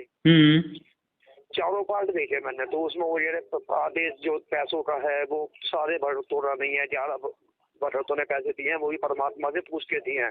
अच्छा। और अगर परमात्मा वोट भी डलवा रहे हैं तो वो परमात्मा जाने कि वो क्यों डलवा रहे हैं, वो क्यों आदेश दे रहे हैं। अच्छा, वो उनका काम है। वीडियो में कह रहे हैं परमात्मा का वोट डाल दो। मुझे तो पता नहीं भरे जी, मैंने तो नहीं सुनी वो वीडियो, लेकिन जैसे आदेश देते हैं कि परमात्मा ही आदेश दे रहे हैं, ये आदेश सारे परमात्मा के ही आ रहे हैं जी। अब मैं बताऊं आपको वोट वाली वीडियो। हाँ जी। परमात्मा ने एक जगह वीडियो में कहा है कि हमें राजा तो चुनना ही पड़ेगा। हाँ वो तो सुना है, सत्संग में सुना है भरे जी कि राजा तो हमने चुनना ही पड़ेगा। हाँ, और तो हमें तो आप अपनी समझ से चुन लो। हाँ, और ये कहा है कि हमें वोट डालने से पहले ये देख लेना चाहिए कि हम जिसे वोट दे रहे हैं वो आदमी सही होना चाहिए। हाँ वो तो सत्संग में परमात्मा ने सत्संग में ही बोला हुआ है। तो अब देखो यहाँ सुनो भगत जी, परमात्मा के वचन सुनो कि यहाँ परमात्मा कह रहे हैं कि हमें वोट डालने से पहले यह देख लेना चाहिए कि सामने वाला सही हो। हाँ। तो भगत जी आपको बिल्कुल सही पता होना चाहिए कि राजनीति में जो खड़ा होता है सही है। सही तो कोई भी नहीं होता जी। फिर परमात्मा ने ये भी बोला है अगर आपको वो नेता कोई पसंद नहीं आता वो मोटर है बटन है वो दबा दो। हाँ, परमात्मा ने फिर बाद में क्या कहा इसी सत्संग में, कह रहे हैं कि यदि आपको वोट में आपने वोट डाल दिया और यदि वो कोई गलती करता है पूरे 5 साल तक जो भी गलती करेगा उसका उसी देशों में पाप आपको भी लगेगा, आपको मिलेगा। हाँ वो तो बोल रही है परमात्मा। तो इसका संकेत क्या हो गया भगत जी? इस बात का संकेत ये हो गया कि वीडियो वो जो नेता तो कोई सही है ही नहीं और नेता तो सही है, रेसों में पाप हमें मिलेगा क्योंकि वो पाप करेगा, तो फिर हमें वोट क्यों डालें जी? वो तो हमने ज्ञान आधार से सोचना है ना सर। हाँ, तो फिर और ये हमसे क्या कह रहे हैं, इन्होंने क्या आदेश निकलवाया पीले पर्चे पे कि जो बीजेपी को वोट नहीं देगा उसका नाम खंड हो जाएगा। नहीं, नाम शुद्ध भी नहीं हो रहा, पहले नाम ऐसी कुछ बोला था, नाम शुद्ध नहीं हो रहा है, नाम खंड हो जाएगा। तो ये आदेश मैनेजमेंट ने तो दिया सब कोऑर्डिनेटर सिस्टम को। हम वो तो है वो तो बहुत सारे इनके हैं जो आदेश ज्ञान विरुद्ध है, बिल्कुल जो बिल्कुल भी हृदय में समाते ही नहीं कि परमात्मा के आदेश हो सकते हैं। तो फिर भगत जी नाम परमात्मा का लेके ये दुकान न चला रहे हैं तो और क्या कर रहे हैं? इन्होंने 11 लाख रुपए का यशपाल मलिक को चंदा दिया वो 11 लाख रुपए इन्होंने अपने घर से दिए थे या भक्तों के थे? अरे वो कह रहे थे 11 भगत भाइयों ने हम परमात्मा से पूछ के दिए। भगत जी, चंदा देने को परमात्मा ने बिल्कुल मना कर रखी है। यहाँ तक कह रखी है कि चंदा कि आप कहाँ कहाँ दे सकते हो, बाढ़ में दे सकते हो, भुखमरी में दे सकते हो, दरवाजे पे आए हुए भिखारी को नहीं दे सकते, आप रोटी खिला सकते हो। वो परमात्मा, सत्यवादी परमात्मा एक तरफ तो कह रहा है कि आपको ऐसा नहीं करना है। आपके 100 रुपए से आपने मनमाना 100 रुपए दे दिया, उनने जाकर दारू पी ली तो उसका पाप आपको लगेगा। अब 11 लाख रुपए का पाप क्या उन 11 भक्तों को लगेगा? वो परमात्मा के भक्त नहीं है। परमात्मा से एक बार किसी भगत ने कही कि परमात्मा क्या मैं प्रधानी में खड़ा हो जाऊं? नहीं, वो उसका था पंचायती के। हाँ, मतलब खड़ा हो जाऊं तो उसने, तो गुरुजी क्या बोले थे? गुरुजी ने डांट के भगाया कि भाग ले यहाँ से। हाँ, क्या कुआं में आके पड़ गया? क्या तूने मुझसे पूछ कैसे लिया? हाँ, तो बताओ, ये बात परमात्मा कहते कि तैने इतनी बात मुझसे पूछ कैसे ली? और क्या पूछ कैसे लिया तूने मुझसे? तो फिर आप ये बात मानते हो कि इन 11 भक्तों ने परमात्मा से ये बात पूछ ली, अब भी वो लौट के कहेंगे कि हाँ दे दो? यही तो भगत जी ज्ञान आधार है। ये परमात्मा को बदनाम करने के अलावा दूसरा काम नहीं है। उस मालिक को बदनाम किया रहा है इन निकम्मों के उससे आड़ में कि हाँ परमात्मा ने कही है। और सरेआम आपने एक वीडियो देखी जिसमें महेंद्र साहब कह रहा है कि मैं परमात्मा के आदेश में चेंजमेंट कर सकता हूँ। हाँ, सुनिए। बताओ, वो परमात्मा से भी बड़ा हो गया जो परमात्मा के आदेश को बदले।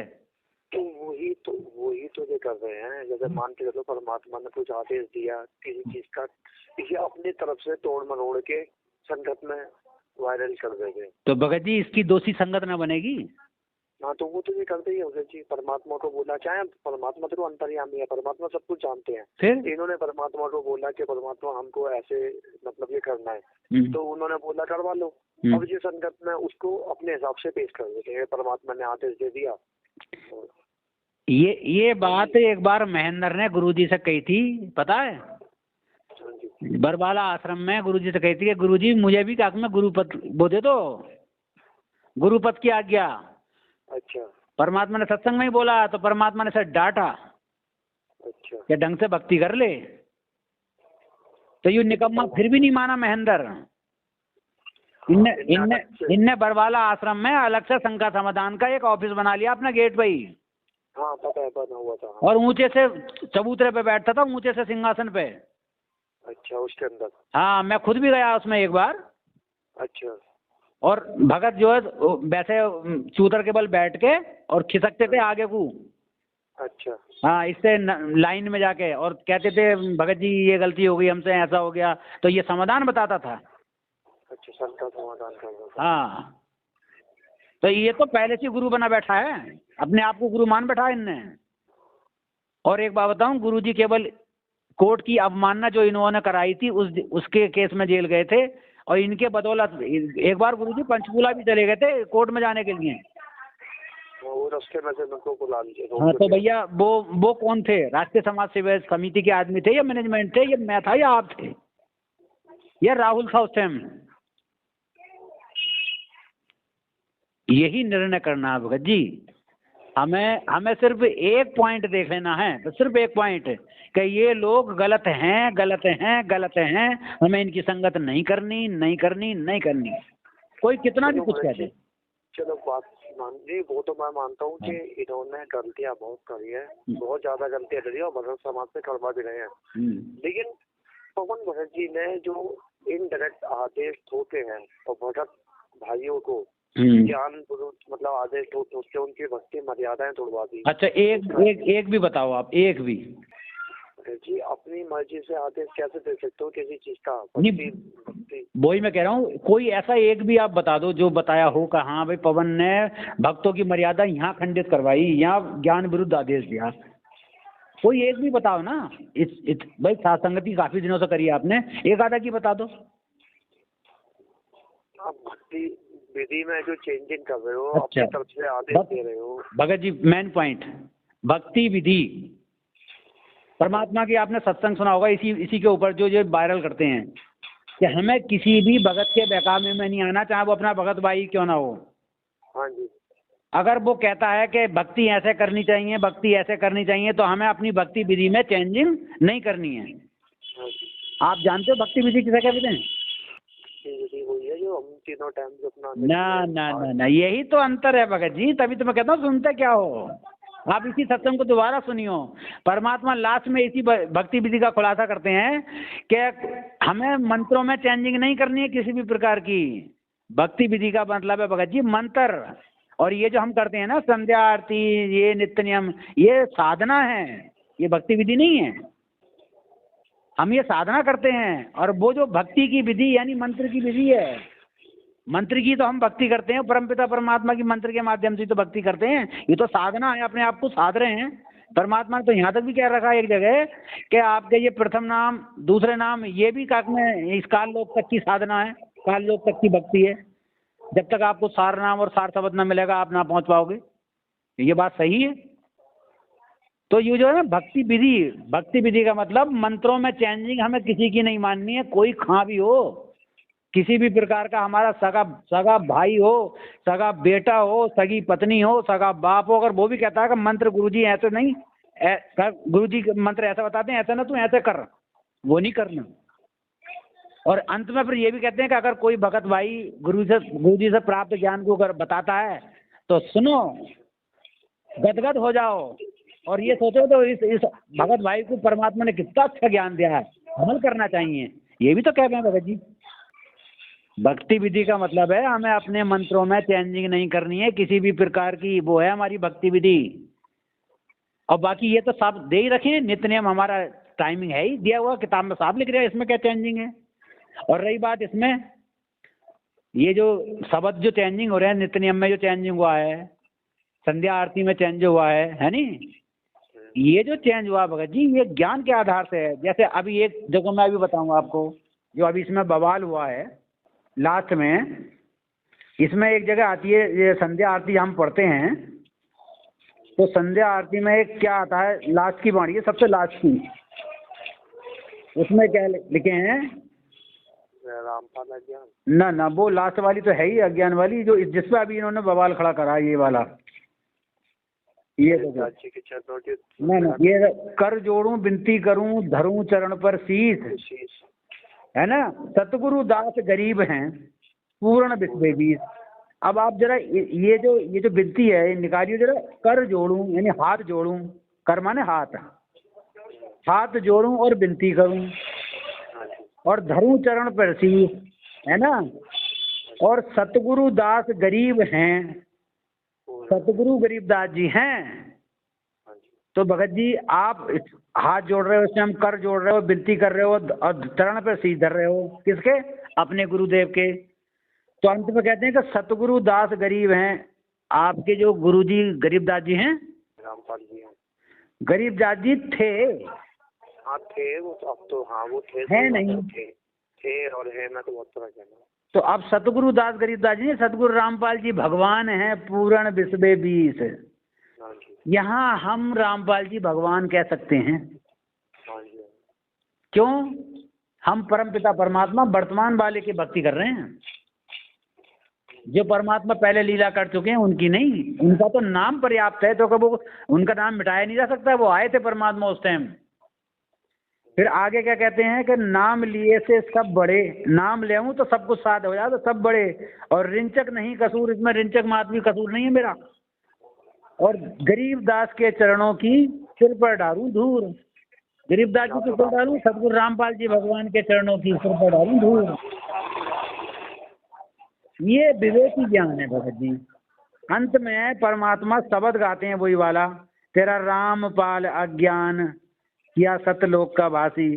तो गुरुजी तो गा रहे हैं अपने गुरुदेव के लिए, हाँ हाँ वो तो हम अपने गुरुदेव के लिए ना गाएंगे कि तेरा पवन दास अज्ञान या तुम्हारा प्रदीप दास अज्ञान करियो सतलोक का वासी। परमात्मा को अज्ञानी कैसे बोल सकते हैं, वो तो बोल ही नहीं सकते। तो भगत जी ये जो चेंजमेंट है, ये जो चेंज करा है, ये ज्ञान के आधार से है।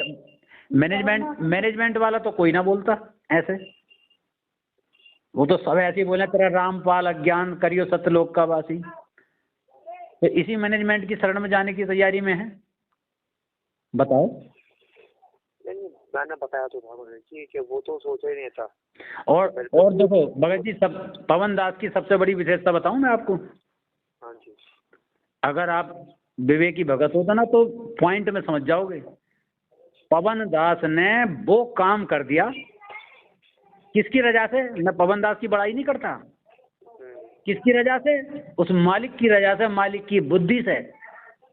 परमात्मा ने ये कहा कि हम जिसकी भी भगत की कभी कोई बात करें तो हम परमात्मा को सबसे पहले आगे रखें, जो भी काम करें, जो भी खाएं, जिसका भी जिक्र करें, जिसको अगर किसी से मंत्र याद नहीं, जैसा परमात्मा ने कहा कि कोई सतनाम का मंत्र भूल गया और पुराने भगत से पूछ रहा है तो उस भगत को बताना चाहिए, लेकिन कैसे कि भाई तुझे याद कैसे रही नहीं रही? भाई गुरुजी तो ऐसे बताते हैं इसे। हाँ हाँ, वो तो ऐसे ही बताया था। हाँ, तो हमें अगर हमने ये भी कह देना कि ऐसे कर ले तो गड़बड़ हो जाएगी। नहीं नहीं, हाँ वो तो बताया कि हमने ये बोलना नहीं है, आदेश हो गया वो। हाँ, तो ऐसे ही जिस भी भगत की तुम अगर कोई बात अच्छी लग रही है ना तुम्हें किसी भगत की, तो उस भगत की जब भी तुम चर्चा करो तो कहेंगे कि इस भगत को परमात्मा ने ऐसा ज्ञान दिया। तो जैसे परमात्मा की दया से उस भगत ने ये बातें करी, जैसे पवन दास की जो बात यहाँ कही जा रही है, पवन दास ने जो बात करी है मालिक की दया से। भगत जी, हम गुरुजी को केवल गुरुजी मानते थे और इस तस्वीर को मानते थे हम पूर्ण परमात्मा, जो कबीर साहब की जो दाढ़ी मूंछ वाली तस्वीर है। हाँ, वो तो बात बिल्कुल सही है भगत जी। वो पवन दास की साथ संगति में रह के परमात्मा के सत्संग को समझने का मौका मिल गया, जिसे हम नहीं समझ पाए।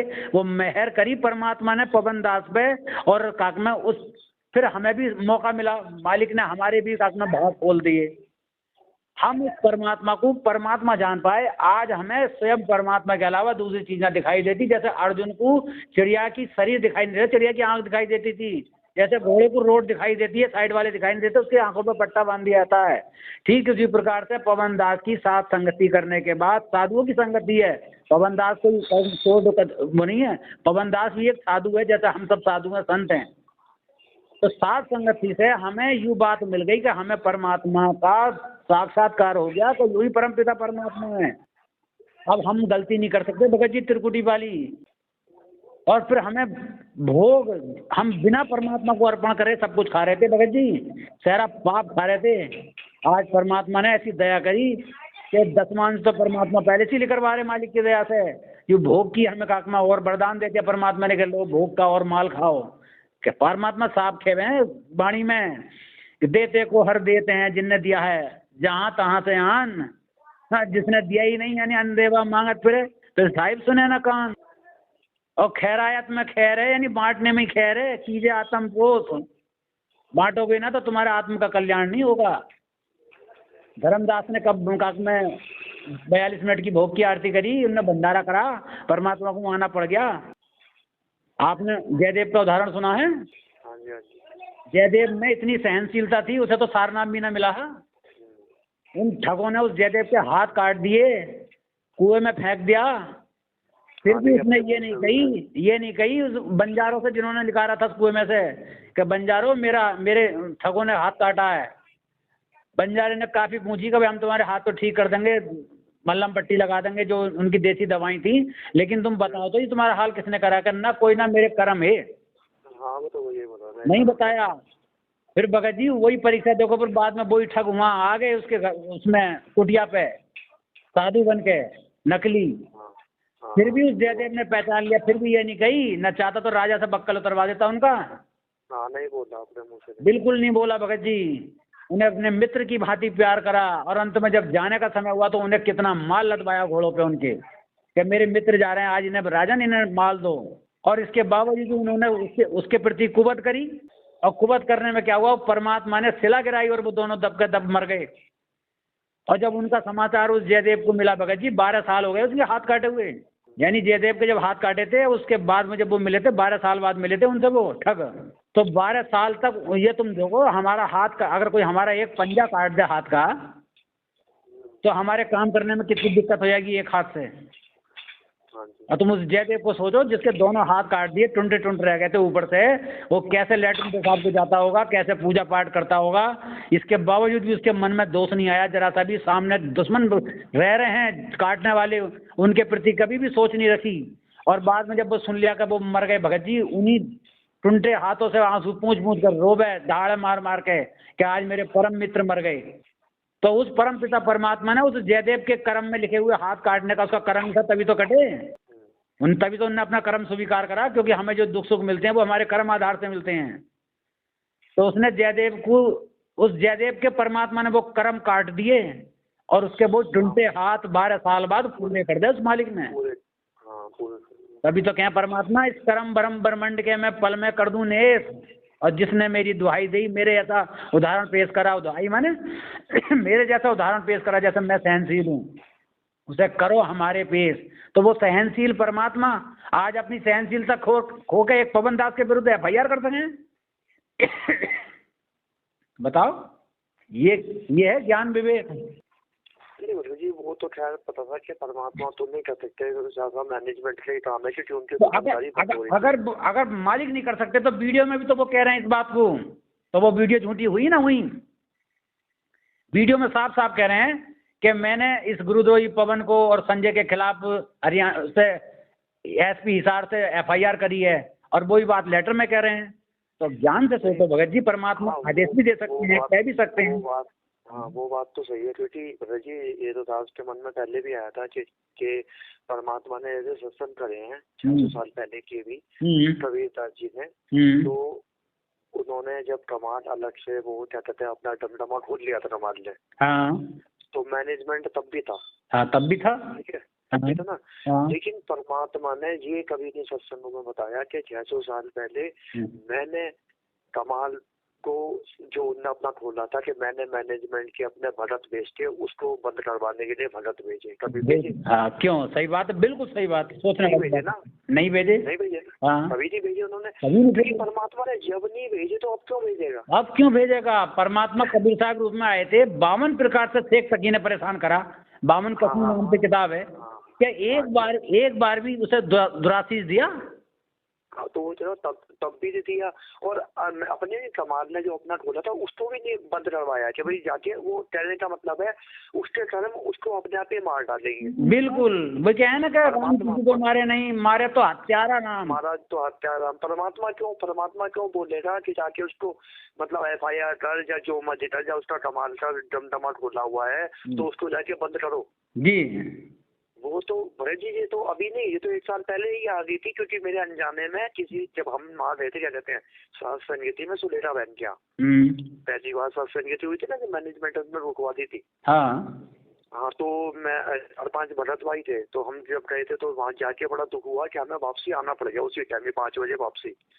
तो मेरे मुंह से यही निकला, मैंने क्या पता नहीं मैनेजमेंट वाले क्यों पीछे पड़े हुए हैं, अगर उनको ये लगता है कि ये कमाल है, अगर ये कमाल है तो मैंने क्या भैया, मैंने क्या जो क्यों ऐसा कर रहे हैं, मैं 600 साल पहले कबीर जी ने भी कभी कमाल का जो सत्संग जो भी उन्होंने चालू करा था उसको बंद करवाने के लिए अपने भगत वो मैनेजमेंट को नहीं भेजा था, तो आज तो भेज रहे हैं। अगर वो कमाल है तो उसके कदम उसको अपने आप ही लगेंगे, वो अपने आप बस क्या चली जाके कुएं में पड़ेगा। वही तो, अब सच्चाई को झूठ से डरना पड़ रहा। हाँ जी, अगर ये मानते हैं कि ये झूठ है तो सच्चाई को क्यों डरे? हाँ जी, तो ये तो फिर हो गई ना वो गद्दारी वाली बात कि मैं अपनी कुर्सी की चूक दूँ ना, ये मैं वो इंद्र वाली चाल है कि इंद्र को डर होता है कि मेरी कुर्सी ना चली है, तो इंद्र अपनी पत्नी तक भेज देता है। हाँ जी, हाँ जी, कि उसका वो यज्ञ खत्म करवा दो, यज्ञ पूरा हो गया तो वो मेरी कुर्सी हथिया लेगा। इन्हें डर इस बात का ही है कि अगर इनका कुछ हो गया तो ये भगत लोग सचेत हो जाएंगे और हमें चंदा मिलना बंद हो जाएगा। भगत जी बहुत बड़ा खेल है वो तो। भगत जी तो कुछ चीजें तो थी, कुछ क्या बहुत सारी चीजें थी कि मतलब ये जो हो रहा है ये ज्ञान विरोध तो है ही है। और देखो ये सोचा था भाई परमात्मा की अब कहीं तो जाना ही है, मतलब ये इनके आदेश नहीं मानेंगे बस।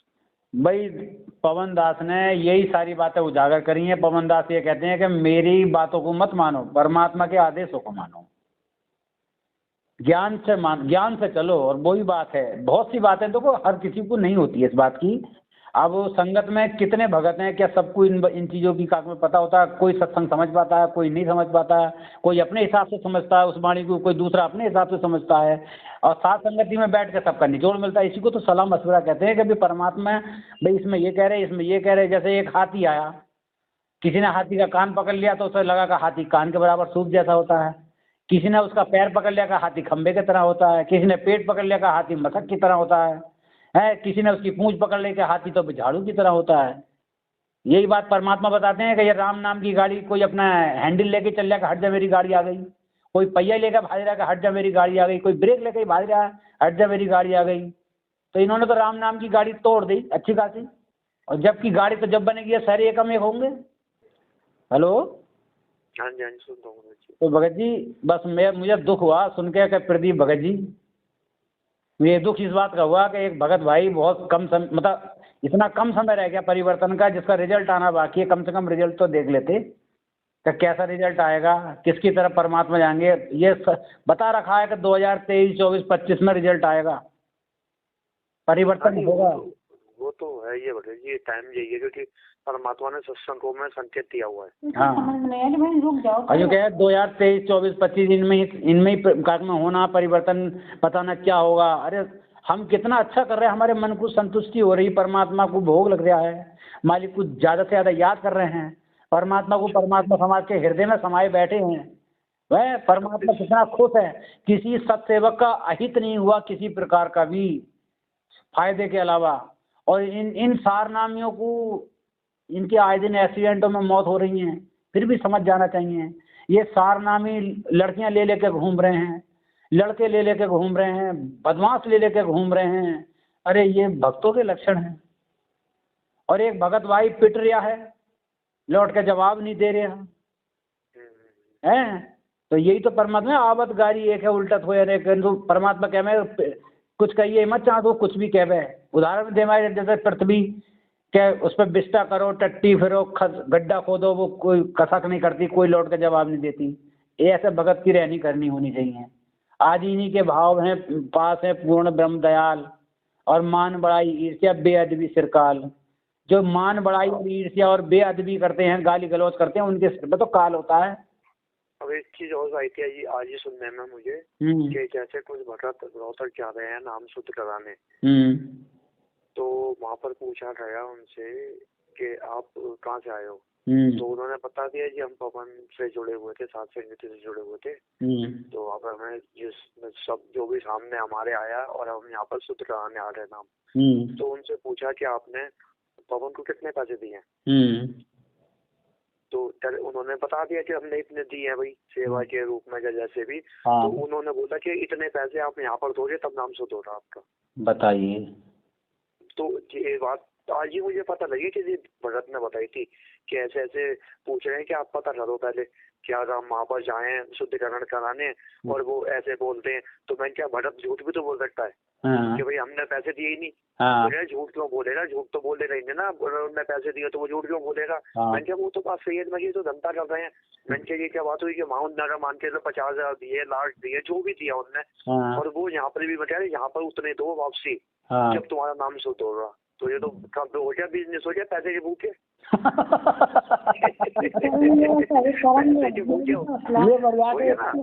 ये तो बहुत अच्छा नुकल वहाँ लुट के आयो भाई, इनकी नजर में तुम वहाँ लुट के आयो। हाँ जी, क्या तो इतने यहाँ भी दो। हाँ परमात्मा कहते हैं साधु भूखा भाव का, धन का भूखा नहीं। जो धन का भूखा वो साधु कोई ना, साधु भी नहीं। वही तो कह रहा हूँ। तो इसी से मिलता जुलता एक आदेश और बताऊँ इनका। हाँ जी। जब वो हम साथ संगति से ना जुड़े, जब यहाँ इसमें थे मैनेजमेंट पे ही शुरू में, जब 4था साल चल रहा बरवाल कांड हुए तब की बात है, 2018-19 की बात। तो हम यहाँ पे जाया करते थे, तो पता ये क्या कर रहे थे कि जैसे मान लो किसी का नाम खंड हो गया। हाँ जी। अब हम तो पहले यही सोचा कर रहे नाम खंड हो गया, जबकि नाम खंड होता ही ना, परमात्मा का है, साहिब का नाम अखंड है और सकल खंड है, मर्यादा खंड होती है। तो हम ठीक है भाई, जबकि हालांकि परमात्मा भी कहते हैं कि तेरा नाम खंड हो गया। हाँ में परमात्मा भी यही बोलता है। तो लेकिन उनका भाव यही है ना कहने का, मर्यादा खंड होती है, नाम खंड नहीं होता। तो अब कोई बात ना, अब जब हम गए तो ये लोग क्या कह रहे थे कि भाई नाम तुम्हारा शुद्ध जब होगा पहले 4 तारीख हिसार की करके आओ। अरे भगत जी आप 4 बोल रहे हो, मैंने क्यों छोड़ा था इतना आश्रम जाना, पता है? हाँ एक्चुअली मैं शुरू में मैं आपको बताऊंगा तो आप भी हैरान हो जाओगे। शुरू में मैंने नाम शुद्धिकरण कराया 2014 के बाद, जो भी हुआ था 15-16 में गया था के बाद। तो पहली बार आया तो मुझसे इन्होंने बोला 2 तारीख पे नाम शुद्ध हो रहा, 3 तारीख पे। उसके बाद फिर इन्होंने क्या बोला मुझसे कि 10 तारीखों पे नाम शुद्ध हो रहा, आप पहले जाओ, सुनो क्या पहले जाओ वहाँ पर जो तारीख पड़ती है ना उस पे जाओ 6 बार, और 4 बार जाओ जेल धाम पे जहाँ परमात्मा जेल में, उधर दंडवत करके आओ। अच्छा। ये 10 बार हाँ। मैं क्या 10 बार दिमाग खराब हो गया, मतलब 10 छुट्टियां करूँ मुरत जी, पहले तो काम का नुकसान करूँ, हाँ। प्लस मेरे 1000 रुपए खर्च होते तारीख पे जाने में, क्योंकि मैं बस से जाता था हाँ। और आता था, खाना पीना भी खर्चा वर्चा, मतलब अपना 700-800 रुपए मेरा पर डे का होता था जाने का। हाँ। और एक छुट्टी कर रहा हूँ अपनी, 1000 रुपए की काम का नुकसान हो रहा है, वो अलग मेरा, तो मेरा 2000 का नुकसान हो गया। हाँ। 10,000 का मतलब हो गया मेरा, 10 20 तारीख को का 20,000। मतलब हो गया 20,000 रुपए का नुकसान कम। हाँ। तो मैंने कहा ये तो मूर्खता है, मैंने कहा ये मूर्खता है, मैं तो रहा नहीं, मैंने जाना ही छोड़ दिया। फिर उसी दौरान पवन मुखर्जी की वीडियो मिलनी चालू हो गई थी, तो वो देखनी चालू कर दी। मैंने कहा यार ये तो बात क्या, मैं ये सही बोल रहे हैं, और ये तो यहाँ पर हमें धन की भी और समय की भी, दोनों की वेस्टेज करवा रहे हैं। मैंने जाना छोड़ दिया था, फिर तभी छोड़ा था मैं। अब ध्यान से सुनो, अब जैसे अब इनके इस आदेश का और परमात्मा के वहाँ के बरवाला आश्रम का देखो मैं मैचिंग बताता हूँ। परमात्मा जब बरवाला आश्रम में सत्संग करते थे, सत्संग के उपरांत सबको आशीर्वाद देते थे लाइन में। हाँ जी। तो हम जब भगत भाई आशीर्वाद लेने खड़े होते थे दीवार के सहारे से, एक छोटी सी दीवार सी बनी हुई थी, हाँ जी। हाँ जी। परमात्मा उस साइड में चलते थे सबको आशीर्वाद देते हुए, और भगत भाई दीवार के साइड में थे, आपने तो देखी होगी। हाँ हाँ। तो वहाँ पीछे पीछे उन भक्तों के पीछे कुछ भक्तों की सेवा लगी रहती थी वहाँ पे, जो छोटे छोटे सेवादार थे, कुछ में बड़े भगत भी, कुछ छोटे छोटे बच्चे भी थे। हाँ जी। हाँ जी। कि जैसे नामखंड कोई भगत कहता था परमात्मा मेरे से गलती हो गई, मेरा नामखंड हो गया, कि क्या हो गया, परमात्मा डांटते थे भाई क्या हो गया, क्या भाई गुरुजी मैंने फिल्म देख ली, या मोबाइल देख लिया, या मैंने धोखे से तम्बाकू छू गया, या और कुछ मर्यादा खंड हो गई मैं, है नहीं। हाँ, कुछ खाने पीने में हो गया। हाँ, तो परमात्मा क्या कहते थे, एकदम पर्ची देते थे हाथ में। अच्छा, वहाँ जाओ शुद्ध करा। हाँ, कि ये जाओ तुरंत नाम शुद्ध कराओ। तो जैसे जैसे ही में वो कहते थे परमात्मा नाम शुद्ध कराओ, तो वो भगत वो पीछे चलते थे जो इस सेवा में लगे हुए थे। हाँ जी। परमात्मा जैसे आगे आगे चलते थे, वो भक्तों की लाइन की तरफ पीछे पीछे चलते थे भक्तों के, परमात्मा के, कि जैसे कोई उसके आदेश देते ना भगत को इसका नाम शुद्ध कराओ, हाँ। तो वो तुरंत हाथ पकड़ के ले जाते थे भक्तों का। अच्छा। उस भगत का जिसका नाम शुद्ध होना था, अगर तुरंत कराना शुद्ध, तुरंत कहीं काल का दाव न लग जा। अच्छा। क्योंकि परमात्मा ने साफ साफ बोला कि जब लग हंसा हमरी आना, काल लगे ना तेरा बाना। हाँ जी। हाँ जी। और हमारी आन से गया ना तो काल की काल है। हाँ हाँ। जैसे कहते हैं परमात्मा के वो, जैसे काग जहाज का सूजत और न ठोर है नहीं, ये बंदी छोड़ दयाल जी तुम लग हमरी दौड़, जैसे काग जहाज का जहाज का तो काग है, और अगर काग जो जहाज से उड़ जाएगा तो चारों तरफ जल ही जल मिलेगा, काल रूपी, मतलब उसे ठिकाना जहाज पर ही आके मिलेगा। हाँ जी। तो ऐसे ही उनको काल का दाव नहीं लग सकता अगर परमात्मा मर्यादा में, परमात्मा का भगत मर्यादा में होगा तो तुरंत कहते थे ना, तुरंत नाम शुद्ध कराओ इसका, और नाम शुद्ध करवा कर आशीर्वाद लेना ही हो। तो हम, मेरे साथ ऐसा हुआ कई बार, तो मैं भगत जी जब जाता था, नाम शुद्ध हुआ, नाम शुद्ध करवाने के बाद परमात्मा का फिर आशीर्वाद लेते थे दोबारा। अब वहाँ तो परमात्मा हाथों हाथ नाम शुद्ध करवाते थे, और ये लोग क्या कह रहे हैं, नामखंड हो गया का, हाँ 4 यात्रा करके आओ हिसार की। काल का दाव लग जाता हाँ, और बीच में काली गाँव है, जब तुम्हारा नाम खंड हो गया, तुम्हें पता है कि हमारी मर्यादा खंड हो गई, तो अब तो यहाँ से लेकर जाओ, मान लो जैसे मैं मुरादाबाद से हिसार जा रहा हूँ, तो मेरे लिए तो यहाँ से हिसार तक काली काल है। हाँ, तो वही तो कह रहा हूँ, काल का दाव कभी भी लग जाएगा। 2 तारीखें 3 तारीखें। हाँ, नुका बच जाओ ना जिंदे, जब जिंदे बच जाओ तो आ जाइए नाम शुद्ध करवाना, ना तो तुम जाओ। वो तो है ही है। हाँ, वो तो है ही है, वो तो मूर्खता ही थी भगत जी, तभी तो मैंने जाना छोड़ा था। मैंने कहा तो सही नहीं लगा मुझे, मैंने पैसे की समय की दोनों की वेस्टेज करवा रहे हैं। मैं कर्जा वैसे ही है, मैं कर्जा उतारेंगे या इनके चक्कों में लगे रहें। तो ये हैं भगत जी उल्टे कर्म। वो तो भगत जी खैर नजर आ ही रहे हैं कि ये तो ज्ञान विरुद्ध करवा ही रहे हैं मैनेजमेंट वाले तो सारे। और भगत जी देखो, मालिक की दया से इन्होंने पवन भगत जी पे FIR लगाई, 907 नंबर लगाया इनका FIR का, ये बता के क्या गुरुजी ने FIR करी है, और इनकी तरफ से 5 गवाह थे। अच्छा। और 5 छठा गवाह, वो 4 गवाह इनकी तरफ है मैनेजमेंट के, और 5 में गवाह बनाए थे गुरुजी। अच्छा जी। हाँ जी, 5 लोग थे गवाह उसमें। अच्छा, 4 तो वैसे ही हो गए संगत वाले, और 5 में गुरुजी, 5 में गुरुजी की गवाही। हाँ, तो हिसार में 2 तारीख 2 सुनवाई हुई है वहाँ पर। अच्छा। हाँ, हिसार जब पवन के केस में 2 सुनवाई हुई हैं। अच्छा। हाँ, पहली सुनवाई जो हुई है वो तारीख मैं बताता हूँ आपको। पहली सुनवाई हुई है भगत जी, किधर गया ये, पहली सुनवाई हुई है 17 दिसंबर को, 17 हाँ दिसंबर को। हाँ 2 तारीख को बंद हुए थे, 17 दिसंबर को। दूसरी? और दूसरी हुई है 31 दिसंबर को। अच्छा 31 दिसंबर। उसके बाद अभी तक नहीं हुई। इनकी तरफ से सरकारी वकील था। पवन जी की तरफ से? हाँ, इनका कोई अपना वकील तो था ही नहीं, ना इन पे पैसा, क्योंकि वकील इन्होंने होने नहीं दिया। अच्छा। किसी भी वकील, इन्होंने काफ़ी वकील, उनकी भगतनी ने काफ़ी कोशिश करी अपनी तरफ से वकील करने का, हाँ। लेकिन क्योंकि ये पैसे वाले हैं भैया, इनके पास पैसा है, इन्होंने वहाँ के किसी भी वकील को होने नहीं दिया। अच्छा अच्छा। हाँ जी। होने ही नहीं दिया। हाँ, क्योंकि ये चाहते हैं कि वो किसी सूरत से बाहर निकले ही ना। हाँ समझ गया। तो इन्होंने अब वकील नहीं होने दिया, तो उनकी तरफ से सरकारी वकील आया जब जेरे बहस हुई तो, और कोई एविडेंस नहीं मिला। पहली तारीख में भी, 17 वाली में भी, 31 वाली में कोई एविडेंस नहीं मिला।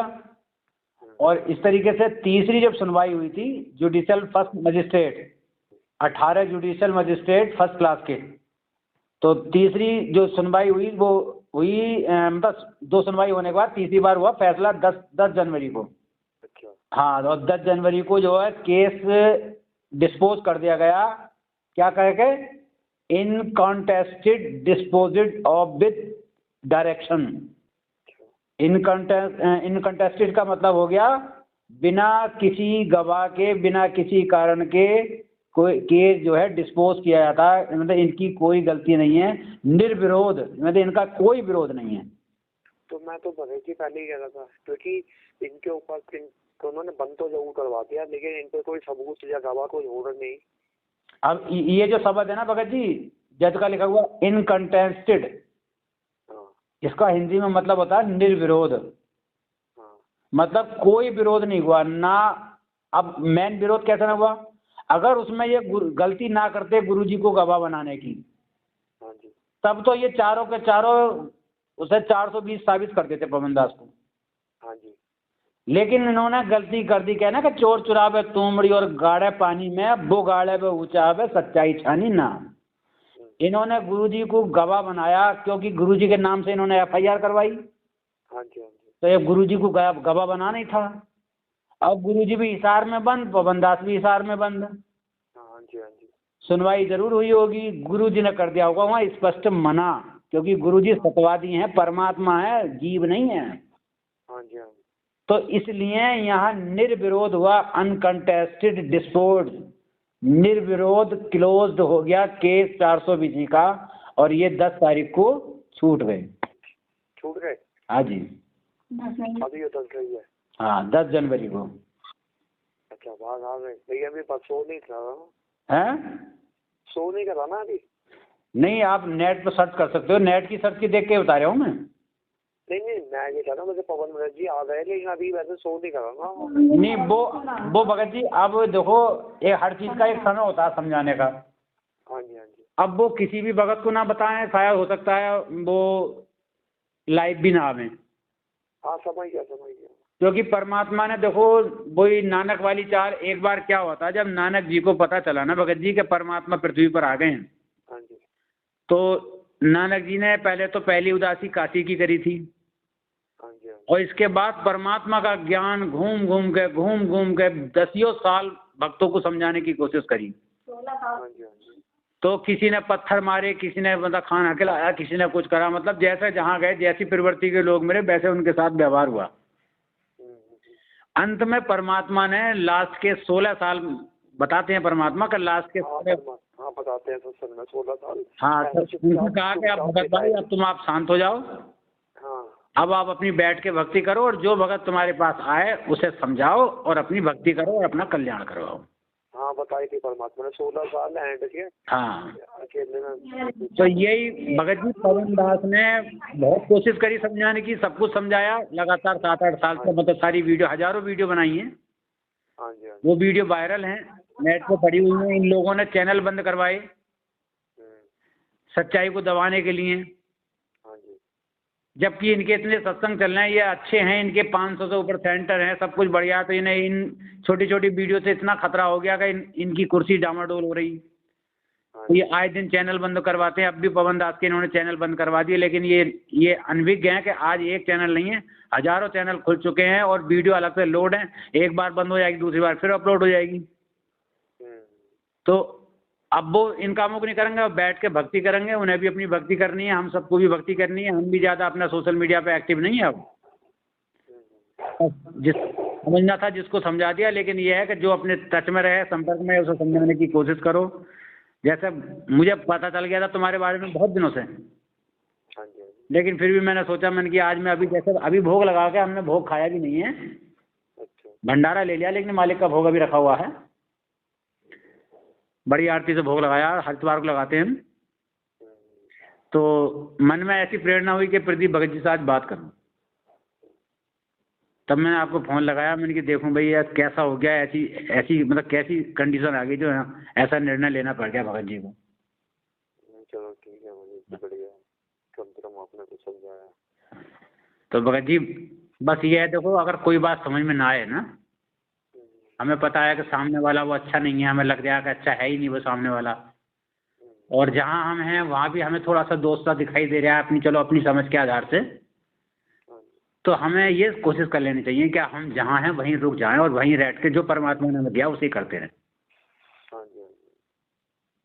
क्योंकि पीछे नहीं जाना चाहिए। पीछे जाने का मतलब है बैक होना, बेकार करना अपने आप को। जब हम इतना अच्छा खासा आ गए भक्ति मार्ग में, और आपने तो भक्ति मार्ग के बहुत अनुभव भी बताए हैं। वो तो बहुत सारे परमात्मा कराते हैं। अभी एक मैं नया बताऊंगा आपको एक अनुभव। सुरेश दास हैं अमरोही के, इन भगत को यथार्थ भक्ति बोध किताब है ना, भक्ति बोध के सरलाद की, वो किताब इनके पास नहीं थी।